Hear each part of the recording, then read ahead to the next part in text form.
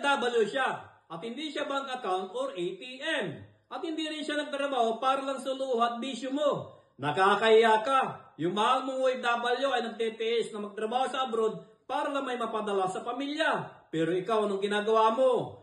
Pinambibili mo lang, pinanggagastos mo lang sa mga walang kwentang bagay ang pera padala.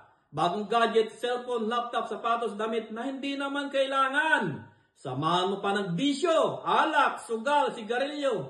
Hindi mo malang naisip kung kumain na ba sa tama yung OFW or nakakatulog pa siya ng tama. Ano nga ang bag mo? E di wala dahil tamad ka at batugan ka.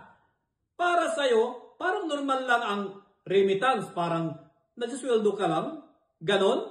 Darating ang araw na uuwi ang OFW hindi para magsaya, kundi para putulin na ang pagiging tanga niya. At baka pagdating ng araw na yun, ang pag-uwi niya, baka makalimutan niya na isa ka pang membro ng kanyang pamilya.